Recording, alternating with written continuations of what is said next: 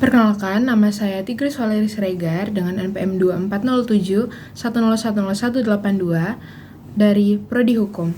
Di sini saya akan menjelaskan terkait artikel yang telah saya buat dengan judul Pancasila sebagai mekanisme korektif atas krisis etika penegakan hukum di Indonesia. Pancasila bukan hanya dasar negara, tetapi juga fondasi nilai yang menuntun arah penegakan hukum di Indonesia.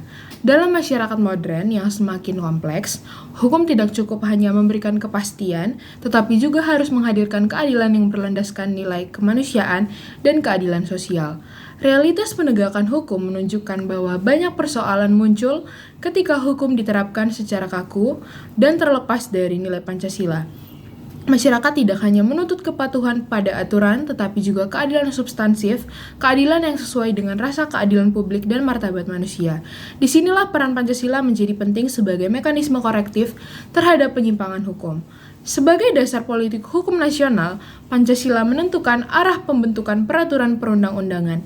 Setiap kebijakan harusnya mencerminkan nilai kemanusiaan, persatuan, dan keadilan sosial, bukan sekedar kepentingan politik atau ekonomi tertentu.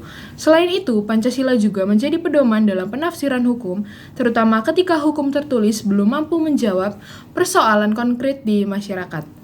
Dalam penegakan hukum, nilai Pancasila berfungsi sebagai etika bagi aparat hukum.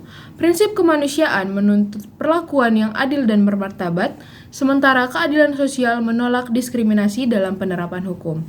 Namun, praktik di lapangan masih menunjukkan adanya ketimpangan dan penyalahgunaan kewenangan yang menandakan belum optimalnya internalisasi nilai Pancasila. Oleh karena itu, revitalisasi Pancasila dalam sistem hukum merupakan bagian yang penting dari bela negara di bidang hukum. Dengan menjadikan Pancasila sebagai landasan berpikir dan bertindak, Indonesia dapat membangun sistem hukum yang tidak hanya menjamin kepastian, tetapi juga menghadirkan keadilan yang manusiawi, inklusif, dan berakar pada jati diri bangsa.